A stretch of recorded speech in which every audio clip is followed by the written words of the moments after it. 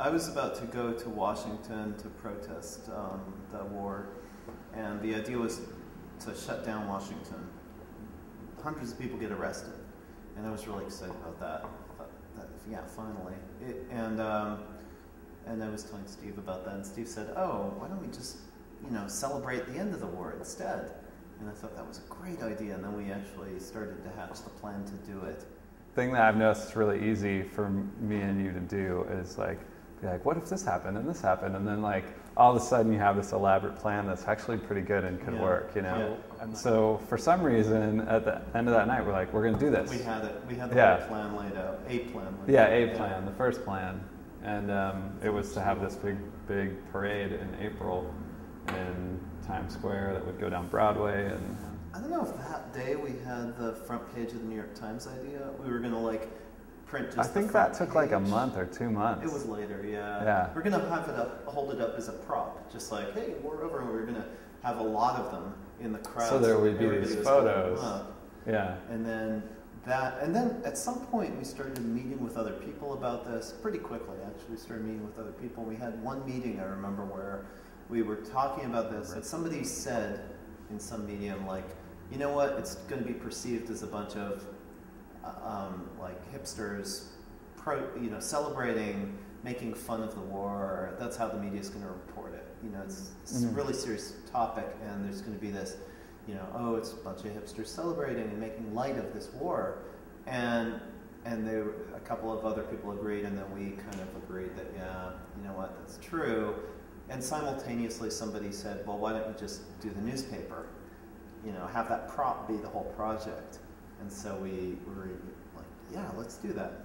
The thing that I keep saying about this is that I think made it really strong is we constantly were pulling back for some and reevaluating. Mm-hmm. And not in the kind of way where you're second guessing everything you do, but just is this the best way? Someone would say, maybe you shouldn't do a newspaper, maybe you shouldn't do a parade, and we'd be like, huh. And we'd spend a minute and think about it, and sometimes we'd be like, no, you're wrong, but sometimes we'd be like, maybe you're right. And that's how a lot of stuff got better. We realized that a huge parade was just going to be a magnet for cops, and that's not what we didn't want. Pictures of cops and riot cops and all that stuff, that would just ruin the mood of the whole thing. So then we're like, okay, we'll have these little things all over the place of little people, or little groups of people distributing the paper, and then there's nothing they can do. And that's with the paper, we kept thinking of police, and then at a certain point it dawned on us there's nothing illegal about distributing the paper. Thank God. Yeah. Yeah, we actually printed about 80,000. But then we thought, well, that doesn't sound very much. It was a tremendous amount for us. Technically, we had to fill vans, and it was a lot of work. But it didn't sound like much. The New York Times prints a lot more than that, so we inflated the figure. But yeah, basically the media just accepted it without question. 1.2 million. It was really interesting from a media standpoint to see how little of their job they were actually doing. People are always asking, how did you keep it a secret from the press for all this time? Yeah, but nobody would believe it. No one believed it was actually going to happen. The first thing I try to do is just don't get caught. And it doesn't mean by wearing black and doing stuff at night. It means, it means thinking through stuff and just planning a lot, and doing things in different ways that make it a lot more ambiguous. And just to be contrary, I'll say that he's totally reckless. Everything to try to be caught. And with this New York Times, and probably because we work together on this New York Times thing, our contrasting goals resulted in us succeeding in getting caught for the first time, and you, unfortunately, getting caught for the first time. All we've gotten is these letters asking us to do certain things, and we're saying no. And none of it has actually gotten that legal, as in courts, my sort of personal thing is, can I stand in front of a judge, look him in the eye and be like, yeah, I did it. And then say what I did out loud, I painted that wall that didn't belong to me over these posters that were posted up illegally. I did that.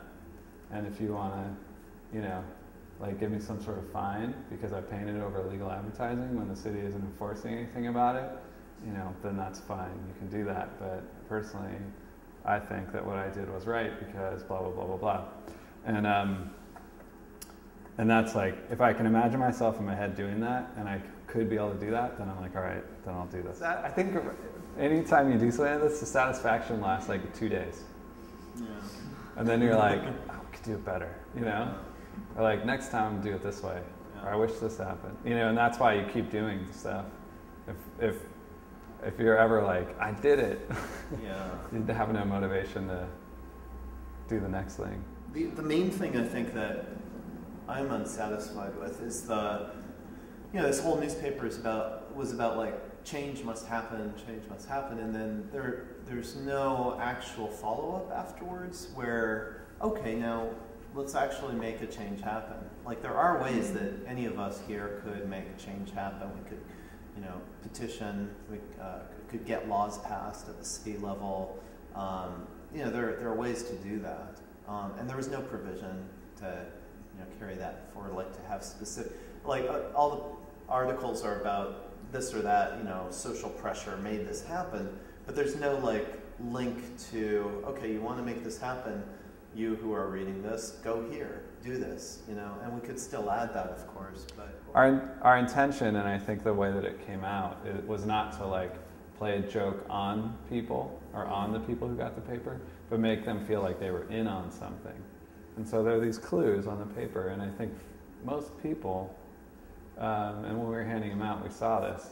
They would see it, they were stunned, and then they'd have that moment where like, wait, and then they'd figure it out. And they didn't feel like it wasn't like Ashton Kutcher was popping out and being like, ha ha, you know?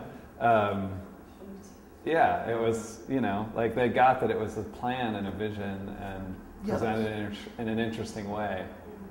And anyone that still complains or, you know, I don't know what you could do to make those people happy, you know. It's not like we're making fun of people for believing it. We're just kind of enjoying the fact that we can imagine a different world.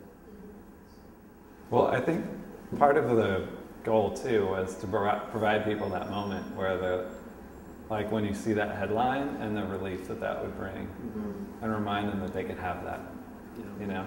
Because talking about, like, what if the war was over, you're like, yeah, what if, you know? But when you're, like, thrown into that reality for a moment, it's different, you know? And hopefully it resonates.